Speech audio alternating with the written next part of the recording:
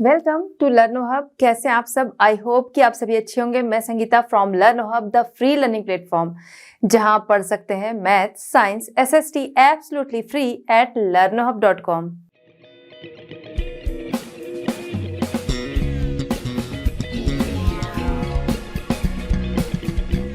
बच्चों, आज हम डिस्कस करेंगे आईसीएसई क्लास 8। टॉपिक हमारा है द यूनियन एग्जीक्यूटिव।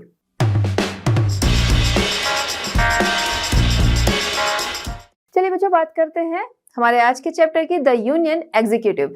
यहाँ पर हम बात कर रहे हैं एग्जीक्यूटिव ब्रांच के बारे में।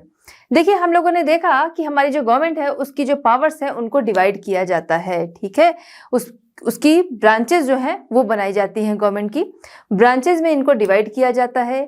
ठीक है, ब्रांचेस क्या है? फर्स्ट है लेजिस्लेचर, जो कि नियम कानून जो है उनको बनाने का काम करती है। ठीक है, सेकंड जो होती है वो एग्जीक्यूटिव, जो कि एग्जीक्यूट करने का काम करती है, उसको पास कराती है, उसको लागू करती है। एंड थर्ड जुडिशरी, जो कि अगर जो भी कानून जो है वो बन गया, अगर लोगों को नाराजगी है, उसके लिए कोई कंप्लेन है, कोई कॉन्फ्लिक्ट्स है, उसके लिए वो जुडिशरी की हेल्प लेता है। ठीक है, तो इस तरीके से यहाँ पर जो भी चीजें हैं ये बटी हुई हैं, जिससे कि जो भी कानून बने उसको सही तरीके से लागू किया जा सके। और अगर किसी को लगे भाई ये कानून जो है वो उसके हित में नहीं है तो वो कोर्ट जा सकता है। ठीक है, ये हमने देखा द एग्जीक्यूटिव ब्रांच। ठीक है, ये हो गई गवर्नमेंट मान लीजिए, और यहाँ पर 3 ब्रांचेस में डिवाइड किया गया है। फर्स्ट जो हो गई ये क्या हो गई? लेजिस्लेचर, एंड सेकंड हो गई एग्जीक्यूटिव, एंड थर्ड हो गई जुडिशरी। ठीक है, क्लियर? ठीक, अब जो एग्जीक्यूटिव ब्रांच है, ठीक है, ये क्या करती है? जो लॉ बनते हैं, जो नियम कानून है बनते हैं, इनको इन्फोर्स करने का काम करती है, इनको लागू करने का काम करती है। ठीक है, तो इसके सामने ये बड़ा टास्क होता है कि जो चीज, जो कानून बनना है उसको आगे लागू किया जाए। अब ये यूनियन एग्जीक्यूटिव जो होती है, ठीक है, हम एग्जीक्यूटिव तो बोल रहे हैं, बट कौन लोग होते हैं जो एग्जीक्यूट करते हैं, ये अब हम समझेंगे। ठीक है, किनके द्वारा एग्जीक्यूट होता है, इसके मेंबर्स कौन होते हैं? तो प्रेसिडेंट होते हैं, वाइस प्रेसिडेंट होते हैं, प्राइम मिनिस्टर होते हैं, एंड काउंसिल ऑफ मिनिस्टर्स होते हैं। ठीक है, मंत्रिपरिषद। ठीक है, ये सभी मिलकर जब सबकी मंजूरी होती है तब लॉ जो है वो पास होता है, मतलब तब ये लोग क्या करते हैं, उस लॉ को पास करते हैं। ठीक है, तो ये हो गए इसके जो एग्जीक्यूटिव जो पूरी टीम है, अगर हम मान लेते हैं, ठीक है, कि किन लोगों से ये मिलकर बनी है। ठीक है, अब ये एग्जीक्यूटिव जो होते हैं, ठीक है, हमने बात की एग्जीक्यूटिव, तो अभी ये जो है नियम कानून बन गया, इन्होंने क्या किया, वो उसको लागू करवा दिया। अब आगे का काम जो है वो कौन करेगा? इनकी हेल्प कौन करता है? इनकी हेल्प करते हैं सिविल सर्वेंट्स करते हैं। ठीक है, आगे इनको लॉ जो है बन गया, अब उनको सिटीजन जो है वो लोग उसको माने, ठीक है, उसको अडॉप्ट करें, ये काम होता है आगे पुलिस का। देखिए, जो भी हमारे नियम कानून बने हैं, अगर हम उसके अगेंस्ट जाते हैं तो पुलिस फिर वहां पर आती है और फिर वो अरेस्ट करती है, वारंट जारी करती है, ये सारी चीजें होती हैं। ठीक है, तो इस तरीके से एग्जीक्यूटिव जो होते हैं उनकी हेल्प लार्ज वर्क फोर्स करती है। ये जो लार्ज वर्क फोर्स है, इसमें कौन से लोग आते हैं? इसमें आते हैं सिविल सर्वेंट्स, पुलिस वगैरह। चलिए बात करते हैं द प्रेसिडेंट यानी कि राष्ट्रपति के बारे में।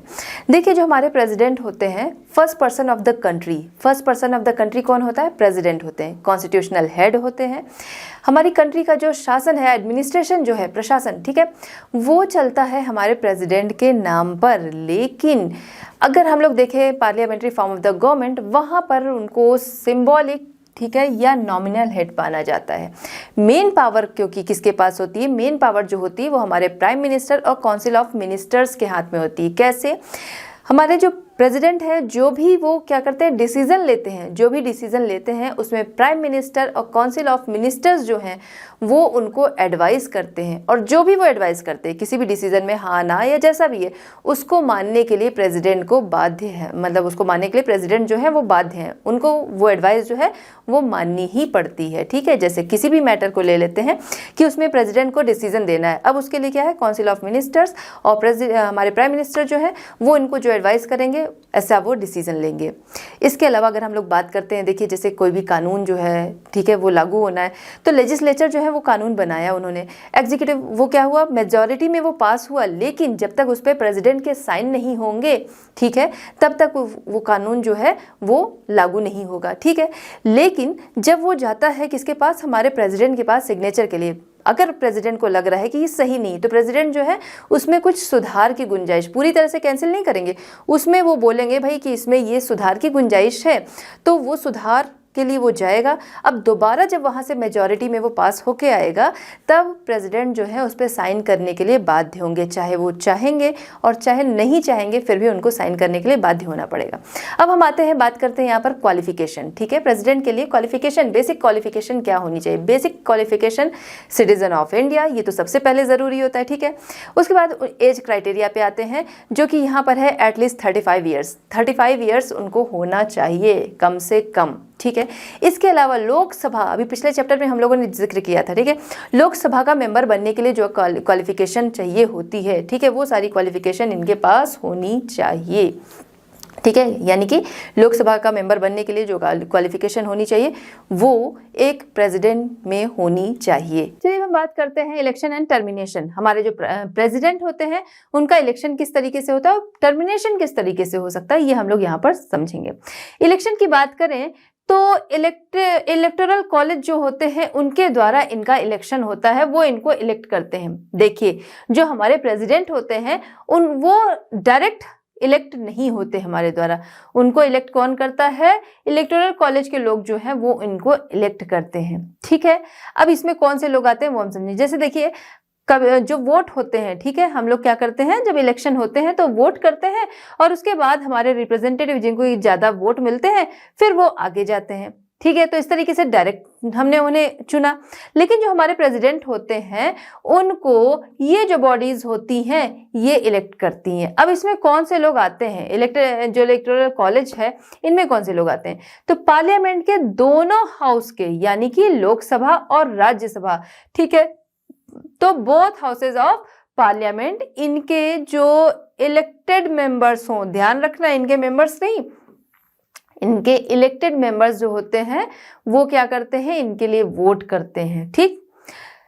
इसके अलावा कौन किसके द्वारा ये इलेक्ट होकर आते हैं, स्टेट लेजिस्लेटिव असेंबलीज जो होती हैं, ठीक है, उनके इलेक्टेड मेंबर्स जो होते हैं उनके द्वारा ये इलेक्ट होकर आते हैं, ठीक है। तो जब जिनको ज़्यादा वोट मिलेगा, जो भी लोग प्रेसिडेंट की रेस में होंगे उनको प्रेसिडेंट बनाया जाएगा, ठीक है।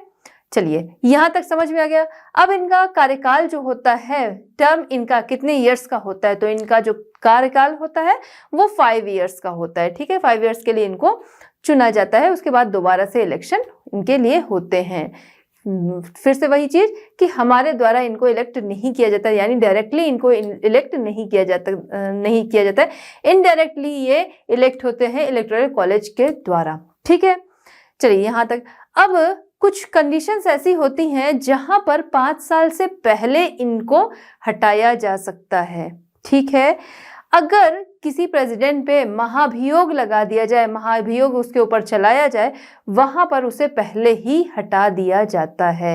अब ये महाभियोग, ठीक है, इम्पीच्ड जो है, ठीक है, प्रेसिडेंट को इम्पीच्ड भी किया जा सकता है, उसमें महाभियोग भी चलाया जा सकता है। महाभियोग मतलब कि अगर उसमें किसी तरीके का दोष पाया गया है, किसी चीज में उसको दोषी पाया गया है, कैसी चीजें, जैसे कि करप्शन पाया गया कि भाई उसने कहीं पर करप्शन किया है, तो उसको हटाया जा सकता है, उस पर महाभियोग चलाया जा सकता है। या फिर जो हमारा कॉन्स्टिट्यूशन है उसका वायलेशन हुआ हो, वहां पर इनको इम्पीच्ड किया जा सकता है, ठीक है। तब ये अपना जो कार्यकाल है 5 ईयर्स का, उससे पहले ही इनको हटाया जा सकता है। चलिए हम बात करते हैं प्रेसिडेंट की पावर्स के बारे में, ठीक है। पावर्स इनको हम अलग अलग डिवाइड कर लेंगे तो समझना ज्यादा आसान रहेगा। सबसे पहले बात करेंगे एग्जीक्यूटिव पावर्स, ठीक है। पावर्स में प्रेसिडेंट की हम लोग एग्जीक्यूटिव पावर्स के बारे में बात करेंगे।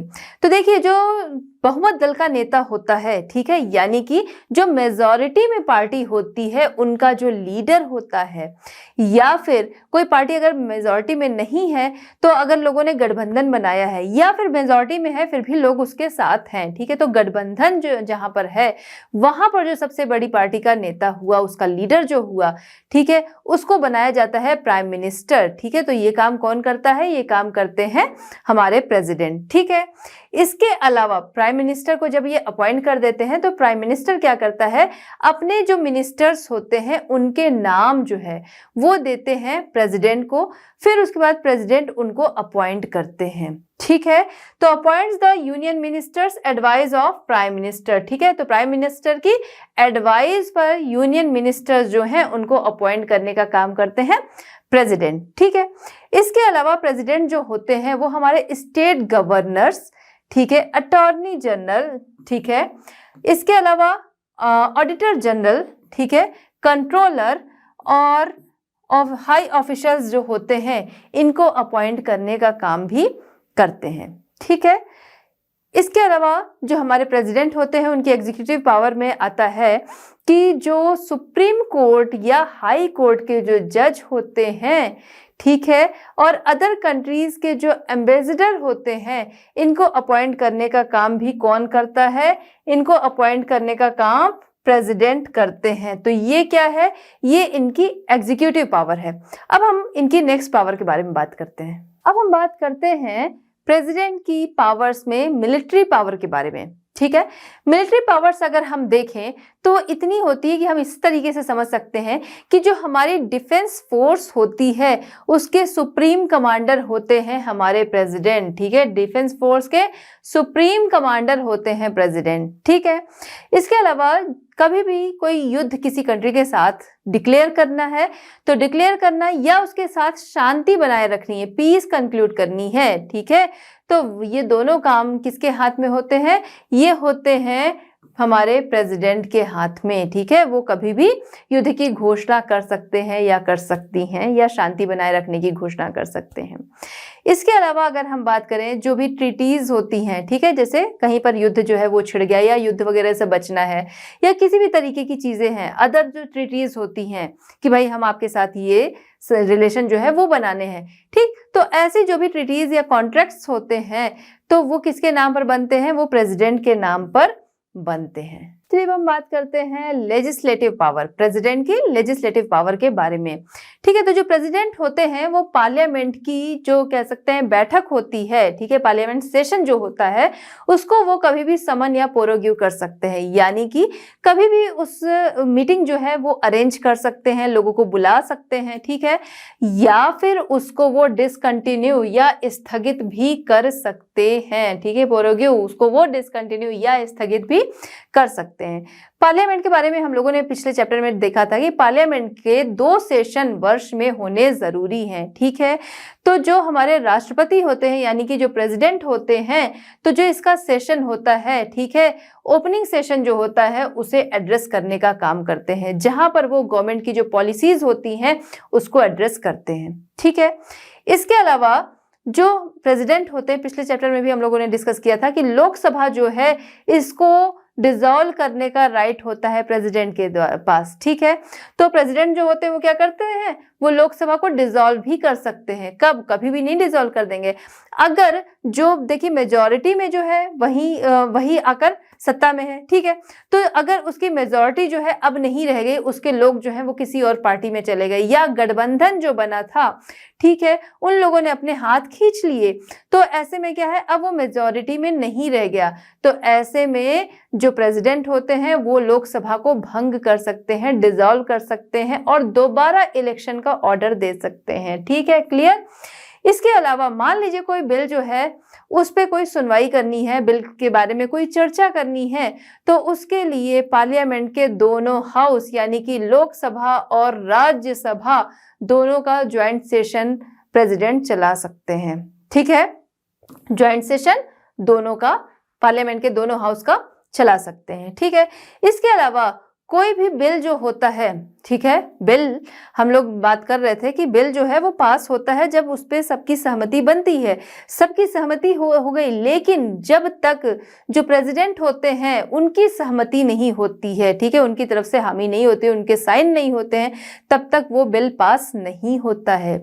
लेकिन यहाँ पर एक और चीज ध्यान में रखने वाली है कि हम लोगों ने बोला भाई इनकी पावर जो होती है, इसीलिए अभी हम लोग कह रहे थे कि ये नाम मात्र के होते हैं इनकी पावर या हेड, क्योंकि जो बिल इनके पास आता है, ठीक है, अगर उसको एक बार इन्होंने बोल दिया कि भाई उसमें सुधार की गुंजाइश के लिए बोल दिया, दोबारा से वो पार्लियामेंट में चला गया बिल, ठीक है, अब वहां से फिर से वो पास हो गया बिल, ठीक है, तो उसके बाद अगर इनको वो नहीं भी सही लग रहा है लेकिन इनको साइन करना पड़ेगा, ठीक है, तो उसके लिए ये बाध्य है कि वो बिल, कोई भी बिल है, जब तक इनके साइन नहीं होंगे तब तक वो लॉ नहीं बनेगा। लेकिन इनके पास आ गया और इन्होंने कुछ इसमें सुधार की गुंजाइश है ऐसा कह के दे दिया कि भाई ये चीज जो है इसमें सुधार होने चाहिए, दोबारा से वो बिल जो है वो पास हो गया, तो उसके बाद इस जो प्रेसिडेंट होते हैं उनको इस पे साइन करने ही होते हैं, ठीक है। तो कोई भी चीज जो है वो लॉ एंड ऑर्डर तभी बनता है जब इनके साइन होते हैं, ठीक। इसके अलावा राज्यसभा से 12 मेंबर्स को ये नॉमिनेट करने का राइट इनके पास होता है। साथ ही साथ हम बात करते हैं कि एंग्लो इंडियन, ठीक है, 2 एंग्लो इंडियन जो मेंबर्स होते हैं उनको ये लोकसभा के लिए नॉमिनेट करते हैं, ठीक है। इसके अलावा हम बात कर रहे हैं इश्यूज ऑर्डिनेंस, ठीक है, प्रेसिडेंट जो है वो ऑर्डिनेंस इश्यू कर सकते हैं, ठीक है।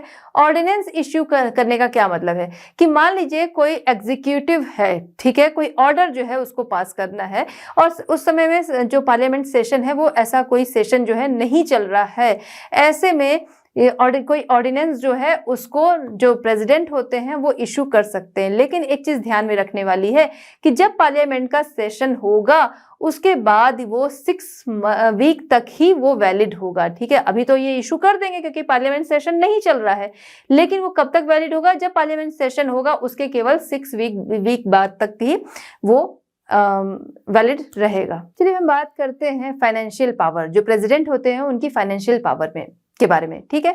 तो हमारे पार्लियामेंट में आपको पता होगा कि पार्लियामेंट में हर ईयर बजट पेश होता है, जो कि पहले मार्च में होता था, अब वो 1 फेब को होता है, ठीक है। तो हर 1 फेब को पार्लियामेंट में बजट जो है वो पेश होता है, ठीक।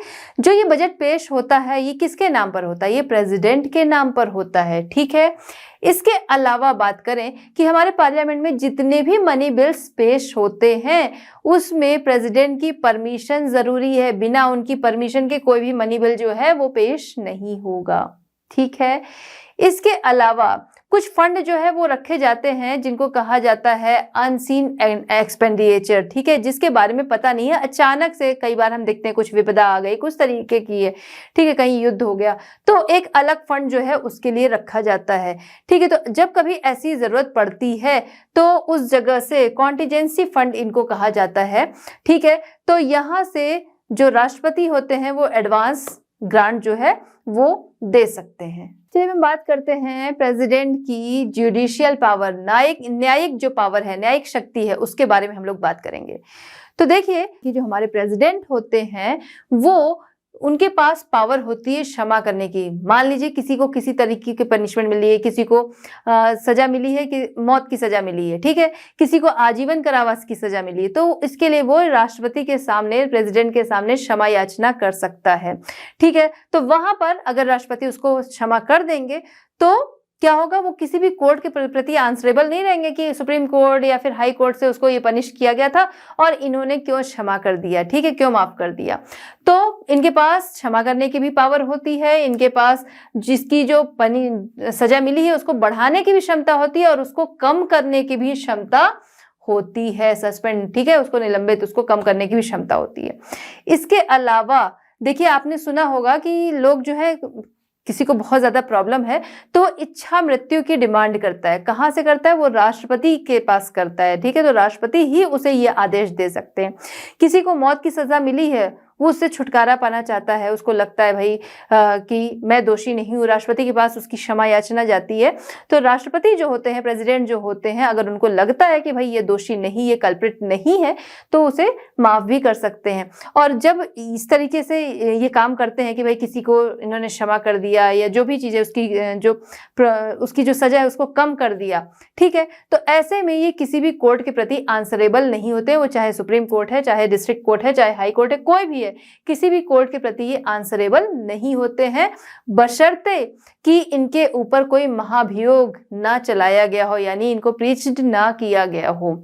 ठीक है, कि जैसे हम लोगों ने बात की थी कहीं करप्शन में या फिर कह सकते हैं कॉन्स्टिट्यूशन जो है उसके वायलेशन में इनके ऊपर महाभियोग चल रहा है, ठीक है, तो ये चीज नहीं है। तो बाकी इसके अलावा कहीं भी ये कोर्ट के लिए आंसरेबल नहीं होते हैं। चलिए बात करते हैं प्रेसिडेंट की इमरजेंसी पावर के बारे में। ठीक है, तो कुछ कंडीशंस होती हैं जहां पर इमरजेंसी पावर जो है वो प्रेसिडेंट के द्वारा लगाई जाती है।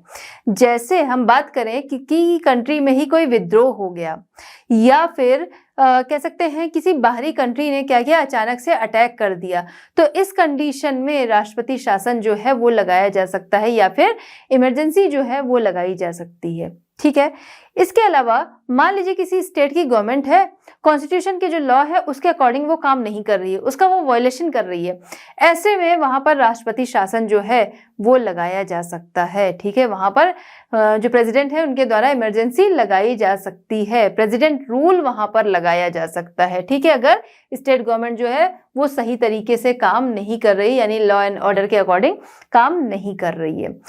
इसके अलावा किसी भी वजह से जो फाइनेंशियल स्टेबिलिटी है उसको खतरा है, किसी भी वजह से वो बिगड़ रही है या उसको खतरा है कि वो अगर ऐसा करेंगे तो वो सारी चीजें जो है वो खराब हो जाएंगी, तो ऐसे में प्रेसिडेंट क्या कर सकता है, फाइनेंशियल इमरजेंसी लागू कर सकता है। ठीक है, इसके अलावा प्रेसिडेंट क्या करते हैं, हम देख रहे हैं कि हमने अभी तक देखा जो प्रेसिडेंट की पावर है वो काफी ज्यादा हमें समझ में आई।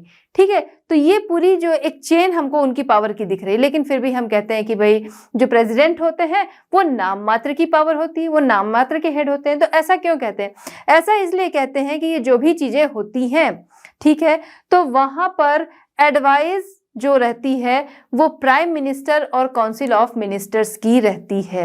ठीक है, अब ये इमरजेंसी भी हम लोग बात कर रहे हैं इमरजेंसी पावर की, तो इमरजेंसी पावर जो प्रेसिडेंट होते हैं वो ऐसे ही नहीं लगा सकते हैं, जब पार्लियामेंट में लोगों की सहमति मिलेगी, ठीक है, तभी लोगों की तरफ से अगर सहमति मिलेगी तभी इमरजेंसी पावर जो है वो लगाई जा सकेगी। ठीक है, अब हम बात करते हैं डिस्क्रिशनरी पावर, यानी कि विवेकाधीन पावर, यानी अपनी समझ से पावर का यूज करना। जैसे हमने अभी बात की कि भाई जो प्रेसिडेंट होते हैं तो जो हमारे प्राइम मिनिस्टर हैं, काउंसिल ऑफ मिनिस्टर्स हैं, उनकी एडवाइस पे काम करते हैं, या फिर पार्लियामेंट जो है उनकी सहमति बनती है तब उसके बाद ये काम करते हैं। ठीक है, लेकिन डिस्क्रिशनरी पावर जो है, जहां पर प्रेसिडेंट जो है उनको लगता है कि भाई कोई पार्टी जो है वो मेजॉरिटी में नहीं है, कोई पार्टी जो है वो गठबंधन में नहीं है, ठीक है, गठबंधन जो बन रहा है वो भी मेजॉरिटी में नहीं है, तो ऐसे में ये क्या कर सकते हैं प्रेसिडेंट कि अपनी पसंद से किसी को भी वो प्राइम मिनिस्टर चुन सकते हैं। लेकिन यहाँ पर उनको किसी की सलाह, एडवाइस या फिर सहमति की जरूरत नहीं है, लेकिन यहाँ पर शर्त ये है कि जिसको भी वो प्राइम मिनिस्टर चुनेंगे उसको अपनी मेजॉरिटी जो है वो लोकसभा में प्रूव करनी जरूरी होगी। ठीक है, तो अपनी पसंद से तो वो चुन सकते हैं, लेकिन उस जिसको भी वो चुनेंगे उसको लोकसभा में अपनी मेजॉरिटी प्रूव करनी होगी। ये है डिस्क्रिशनरी पावर। अब हम बात करते हैं द वाइस प्रेसिडेंट। ठीक है, तो वाइस प्रेसिडेंट बनने के लिए क्वालिफिकेशन क्या होनी चाहिए? पहली चीज कि वो भारत का नागरिक होना चाहिए, जैसा कि हम लोगों ने राष्ट्रपति के लिए देखा था कि वो सिटीजनशिप उनके पास इंडिया की होनी चाहिए। सिटीजनशिप होने का मतलब ये नहीं है कि इंडिया में जन्म होना जरूरी है, जन्म कहीं भी हो, बट उनके पास नागरिकता जो हो वो भारत की हो। मिनिमम एज क्राइटेरिया की बात करें तो वो 35 ईयर्स होनी चाहिए। ठीक है, तो ये दो चीज तो हमें सेम मिली कि जैसा कि प्रेसिडेंट में वैसा ही यहाँ, लेकिन वहां पर हम लोगों ने देखा था कि वो एलिजिबल हो मेंबरशिप ऑफ लोकसभा के लिए। यहां पर क्या है कि must be eligible for membership of the Rajya Sabha. ठीक है, तो ये कि राज्यसभा की मेंबरशिप के लिए वो एलिजिबल हो। साथ ही साथ कार्यकाल की बात करें तो कार्यकाल हमने देखा प्रेसिडेंट का 5 ईयर, यहाँ भी 5 ईयर्स का इनका कार्यकाल होता है। ठीक है, अब आपको फटाफट बताना है कि भारत के उपराष्ट्रपति यानी कि वाइस प्रेसिडेंट कौन है। ठीक है, हिंट के लिए आपके सामने पिक्चर है, फटाफट आंसर करना है आपको। चलिए हम बात करते हैं वाइस प्रेसिडेंट के फंक्शंस के बारे में। ठीक है, तो वाइस प्रेसिडेंट का फंक्शन अगर देखें तो वाइस प्रेसिडेंट जो होते हैं वो राज्यसभा के एक्स ऑफिशियो चेयरपर्सन होते हैं। ठीक है, यानी कि पदेन सभापति, ठीक है, होते हैं राज्यसभा के। इसके अलावा कि मान लीजिए किसी समय राष्ट्रपति नहीं है, प्रेसिडेंट नहीं है किसी समय में, ठीक है, मान लीजिए विदेश गए, उस समय कोई डिसीजन लेने, ठीक है, ऐसी कंडीशन में जिस समय में राष्ट्रपति यानी कि प्रेसिडेंट जो है वो अवेलेबल नहीं है, ऐसे टाइम में डिसीजन लेने का काम जो होता है वो कौन करता है, वो वाइस प्रेसिडेंट करते हैं। यानी कि उनके एब्सेंस में जो हमारे प्रेसिडेंट होते हैं, उनके एब्सेंस में जो वाइस प्रेसिडेंट होते हैं वो काम को संभालते हैं। ठीक, इसके अलावा जैसे हम लोगों ने बात की थी कि जो राष्ट्रपति होते हैं उन पे महाभियोग भी चलाया जा सकता है। ठीक है, तो ऐसे टाइम में भाई नया राष्ट्रपति जब तक नहीं बनेगा तब तक जो काम देखने का काम होगा वो कौन करेगा, वो वाइस प्रेसिडेंट करते हैं। ठीक है, मान लीजिए विदेश गए हैं, महाभियोग चला गया, मतलब उनका किसी भी तरीके से उनके एब्सेंस में, या फिर एक राष्ट्रपति से दूसरे राष्ट्रपति के बनने के बीच में जो बीच का टाइम खाली होता है, उस टाइम में नया राष्ट्रपति बनने तक का जो समय होता है, वो उस टाइम में जो काम होते हैं उनकी देखरेख का काम कौन करता है, वो वाइस प्रेसिडेंट करते हैं। चलिए हम बात करते हैं द प्राइम मिनिस्टर। ठीक है, प्राइम मिनिस्टर जो कि काउंसिल ऑफ मिनिस्टर के हेड होते हैं। अभी हम लोगों ने बात की थी जब हम लोग प्रेसिडेंट के बारे में देख रहे थे कि प्रेसिडेंट क्या करते हैं, काउंसिल ऑफ मिनिस्टर्स जो हैं उनको अपॉइंट करने का काम करते हैं। लेकिन कैसे, जिनको कि प्रेसिडेंट जो नॉमिनेट करते हैं उन्हीं को वो अपॉइंट करने का काम करते हैं। ठीक है, तो प्रेसिडेंट क्या है, काउंसिल ऑफ मिनिस्टर के हेड होते हैं। एक तो ये चीज इंडिया में जो कि क्या है, काउंसिल ऑफ मिनिस्टर के हेड जो कि इंडिया में क्या है, मोस्ट पावरफुल इंस्टीट्यूशन इंडिया का है। ठीक है, तो कौन माना जाता है, प्राइम मिनिस्टर माने जाते हैं। ठीक है, इसके अलावा अगर हम बात करें कि जो प्राइम मिनिस्टर होते हैं, ठीक है, और काउंसिल ऑफ मिनिस्टर्स होते हैं, ठीक है, इनकी एडवाइस पे ही हमारे जो प्रेसिडेंट हैं, जिनके लिए भाई बोला जाता है कि सब मोस्ट पावरफुल, ठीक है, सबसे ज्यादा पावरफुल, लेकिन उनको भी क्या करना होता है, उनको भी प्राइम मिनिस्टर और काउंसिल ऑफ मिनिस्टर्स जो हैं उनकी एडवाइस को मानना पड़ता है, उसको मानने के लिए वो बाध्य होते हैं। चलिए हम देखते हैं प्राइम मिनिस्टर के पोजीशन एंड फंक्शंस के बारे में। ठीक है, तो जो पार्लियामेंट्री फॉर्म ऑफ गवर्नमेंट है इंडिया का, वहां पर देखा जाए तो रियल हेड होता है कौन, प्राइम मिनिस्टर। ठीक है, हमने इसके पहले देखा कि भाई हेड जो है वो माना गया है किसको, प्रेसिडेंट को, लेकिन प्रेसिडेंट जो है वो नाम मात्र का हेड है। क्यों, क्योंकि वो खुद ही जो प्राइम मिनिस्टर हैं और काउंसिल ऑफ मिनिस्टर्स हैं उनकी एडवाइस पर उनको चलना पड़ता है, उसको उन्हें मानना ही पड़ता है, उसके लिए वो बाध्य हैं। ठीक है, और रियल हेड इस तरीके से कौन हुआ, जो हमारा पार्लियामेंट्री सिस्टम ऑफ गवर्नमेंट है वहां पर रियल हेड कौन हुआ, हमारे पीएम हुए। ठीक है, चलिए because of the following reason, ठीक है, ये सारे रीजन है जिसकी वजह से हम ये बात कह रहे हैं। ठीक है, क्या है रीजन वो हम यहाँ पर देखेंगे। Elected head of the country, country का इलेक्टेड हेड है भाई, मेजॉरिटी में पार्टी गई उसका वो लीडर है, तो इलेक्टेड है, इतने लोगों का उनको वोट मिला है, वो लोगों के द्वारा चुनकर गए हैं। ठीक है, तो elected head of the country वो होता है। ठीक है, इसके अलावा leader of the majority party, भाई जिस पार्टी को सबसे ज्यादा वोट बने हैं उसका वो लीडर होता है। साथ ही साथ जहां पर गठबंधन होता है अगर, ठीक है, कोलिएशन जो होता है, ठीक है, वहां पर भी हम देखते हैं कि उनका फिर उसके बाद हेड माना, largest coalition in the parliament. ठीक है, तो जिसको गठबंधन में जहां पर जिसको मेजॉरिटी मिल रही है उसका वो लीडर होता है। ठीक है, इस तरीके से पावर जो है वो उन्हीं के पास है। ठीक, अच्छा, इसके अलावा जो प्रेसिडेंट होते हैं पार्लियामेंट एंड लोगों के बीच में, ठीक है, प्रेसिडेंट, पीपल एंड पार्लियामेंट, इन तीनों के बीच में जो प्राइम मिनिस्टर होते हैं वो लिंक का काम करते हैं। कैसे? इस तरीके से कि देखिए हमारे यहाँ डेमोक्रेसी है, डेमोक्रेसी के द्वारा हमने भाई जो पार्टी जो मेजॉरिटी में उसका लीडर जो है वो पीएम बन गया। अब जो भी हमारे लॉ एंड ऑर्डर बनते हैं, ठीक है, जो भी बिल पास होते हैं वो पब्लिक की भलाई के लिए होते हैं, ठीक है, पब्लिक के वेलफेयर के लिए होते हैं। और वो कहाँ पर पास होते हैं? वो पार्लियामेंट में पास होते हैं, ठीक है, वहां पर उसके बारे में चर्चा होती है, वहां पर पास होते हैं। तो इस तरीके से, और उसको पास करने का काम कौन करता है? वो प्रेसिडेंट करते हैं। भाई जब तक प्रेसिडेंट जो है उनकी सहमति नहीं मिलती है तब तक कोई भी लॉ जो है वो पास नहीं माना जाता है, ठीक है। तो इस तरीके से प्रेसिडेंट, पीपल एंड पार्लियामेंट के बीच में वो लिंक का काम करते हैं, ठीक।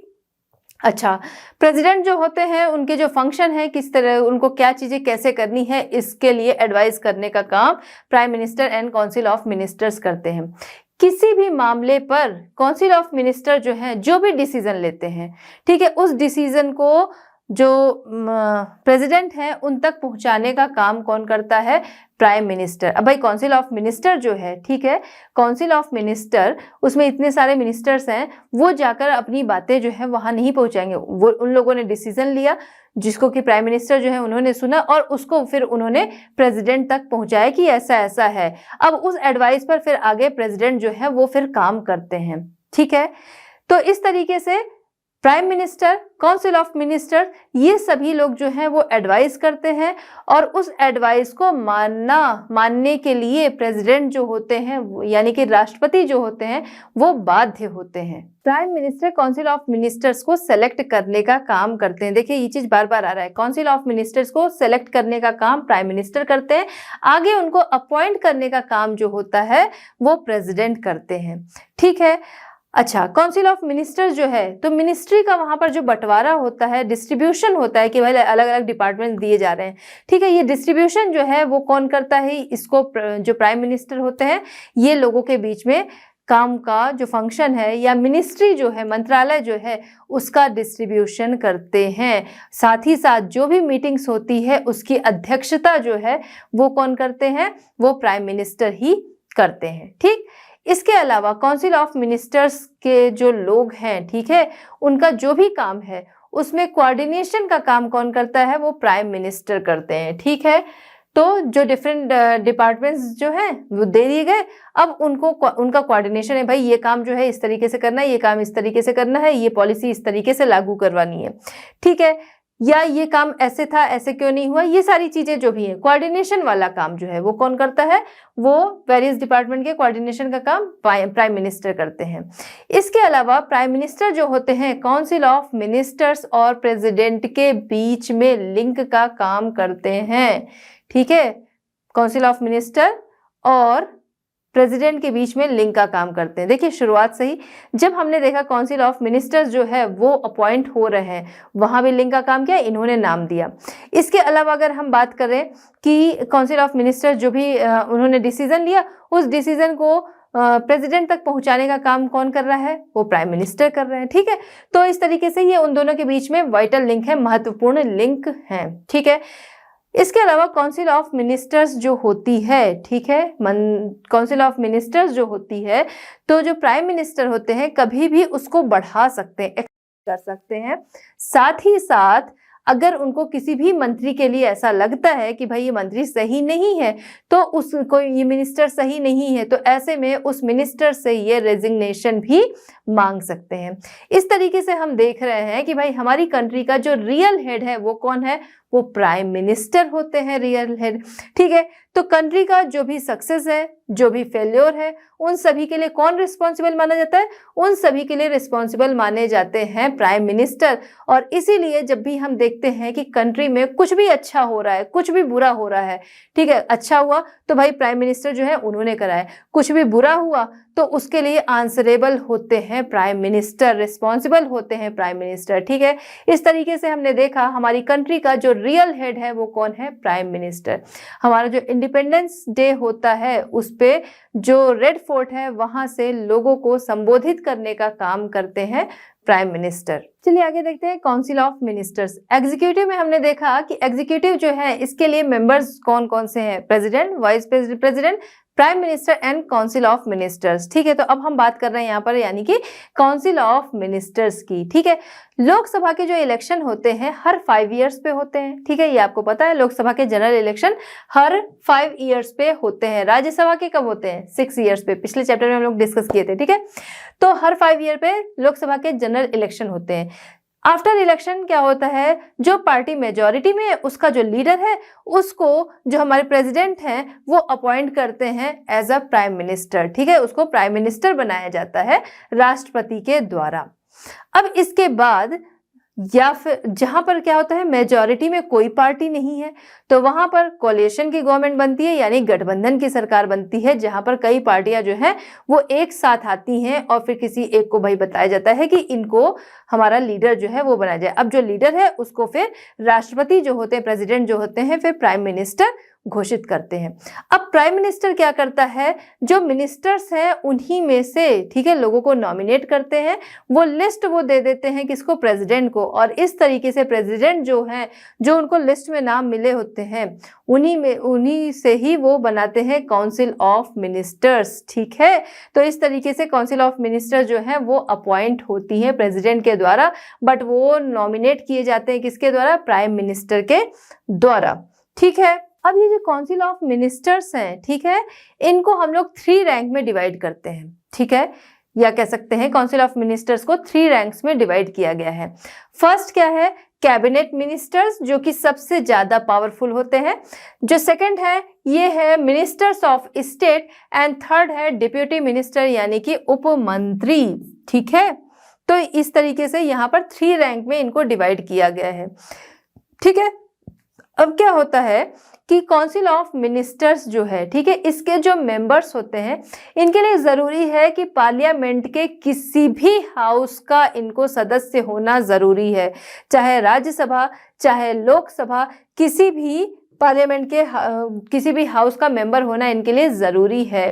ठीक है, अगर ऐसा नहीं है तो 6 मंथ के अंदर इनको किसी भी हाउस में अपॉइंट करना जरूरी है। ठीक है, इलेक्ट करना जरूरी है। ओके, अच्छा, अब हम देखते हैं काउंसिल ऑफ मिनिस्टर्स जो हैं, यहीं पर प्राइम मिनिस्टर क्या करते हैं कि इसी में लोगों को, जो इसके मिनिस्टर्स हैं, इनको वो अलग अलग डिपार्टमेंट या पोर्टफोलियो जो है वो देते हैं। ठीक है, उसका डिस्ट्रीब्यूशन एक तरीके से कह लीजिए कि अलग अलग डिपार्टमेंट जो है लोगों के बीच में, जो मिनिस्टर्स हैं उनके बीच में बांटा जाता है। और इसी बेस पर हम देखते हैं कि भाई हम कहते हैं ना कि ये एग्रीकल्चर मिनिस्टर हो गए, ये फॉरेन मिनिस्टर हो गए, ये फाइनेंस मिनिस्टर हो गए। कैसे? यही काउंसिल ऑफ मिनिस्टर के जो मेंबर्स होते हैं इन्हीं को प्राइम मिनिस्टर जो हैं वो क्या करते हैं, वो उनको अलग अलग डिपार्टमेंट देते हैं और इसी को कहा जाता है अलॉटमेंट ऑफ पोर्टफोलियो। ठीक है, अलॉटमेंट ऑफ पोर्टफोलियो अगर क्वेश्चन बनता है कि क्या है, तो अलॉटमेंट ऑफ पोर्टफोलियो यही है। काउंसिल ऑफ मिनिस्टर्स जो हैं, इसके जो मिनिस्टर्स हैं, इनको अलग अलग डिपार्टमेंट जो है प्राइम मिनिस्टर के द्वारा आवंटित किया जाता है, बांटा जाता है, दिया जाता है। ठीक है, काउंसिल ऑफ मिनिस्टर्स को हमने देखा 3 रैंक्स में डिवाइड किया गया है। फर्स्ट क्या है? Cabinet minister, second state minister and third हमने देखा डिप्यूटी मिनिस्टर्स। ठीक है, इसमें कैबिनेट मिनिस्टर जो है वो सबसे पावरफुल है, इसी की बात हम लोग यहाँ पर करेंगे। ठीक, स्टेट मिनिस्टर जो है वो कैबिनेट मिनिस्टर के कह सकते हैं एसोसिएट के रूप में काम करता है। जो कैबिनेट मिनिस्टर्स की बैठक होती है, मीटिंग्स होती है, वहां पर वो पार्टिसिपेट नहीं कर सकते हैं। फैसिलिटी कहा जाए तो दोनों को बराबर मिलेंगी, लेकिन उस बैठक में वो नहीं होते हैं। ठीक, इसके अलावा बात करते हैं कैबिनेट जो है वो क्या है, वो काउंसिल ऑफ मिनिस्टर्स का इनर कोर है। सबसे मजबूत लोगों को इसमें रखा जाता है, जो सबसे ज्यादा रिस्पॉन्सिबल हैं, जो सबसे ज्यादा हाई लेवल के उनके लीडर्स हैं, मिनिस्टर्स हैं, उनको इसमें रखा जाता है, जो सबसे ज्यादा रिस्पॉन्सिबल हैं। ठीक है, तो यहाँ पर क्या होता है, मोस्ट इंपॉर्टेंट डिपार्टमेंट्स। ठीक है, केवल इंपॉर्टेंट डिपार्टमेंट नहीं, यहाँ हम लोग कर सकते हैं मोस्ट इंपॉर्टेंट डिपार्टमेंट्स जो हैं, ठीक है, वो इसमें होते हैं। जैसे कि अगर हम माने तो मोस्ट इंपॉर्टेंट डिपार्टमेंट्स में हमारा आता है क्या, फॉरेन। ठीक है, फॉरेन मिनिस्टर्स वाला डिपार्टमेंट हो गया। रक्षा जो कि सबसे ज्यादा जरूरी है, डिफेंस मिनिस्टर्स, वो किसमें आते हैं, वो इसी कैबिनेट में आते हैं। ठीक है, तो जो बड़े डिसीजंस होते हैं, ठीक है, वो इन्हीं के द्वारा लिए जाते हैं। पॉलिसीज जो बनाई जाती हैं वो इनके द्वारा होती हैं। इस तरीके से कहा जाए तो रियल एग्जीक्यूटिव पावर जो होती है वो कैबिनेट मिनिस्टर्स के पास होती है। ठीक है, हाईएस्ट रैंक इनकी होती है एंड ग्रेटेस्ट रिस्पॉन्सिबिलिटी होती है, जो बड़ी रिस्पॉन्सिबिलिटी, देखिए देश की रक्षा जो है वो सबसे बड़ी रिस्पॉन्सिबिलिटी है। ठीक है, तो जो डिफेंस मिनिस्टर होते हैं वो इसी कैबिनेट में आते हैं। ठीक, तो इस तरीके से हाईएस्ट रैंक इनको दी जाती है और साथ ही साथ ग्रेटेस्ट रिस्पॉन्सिबिलिटी इनके ऊपर होती है।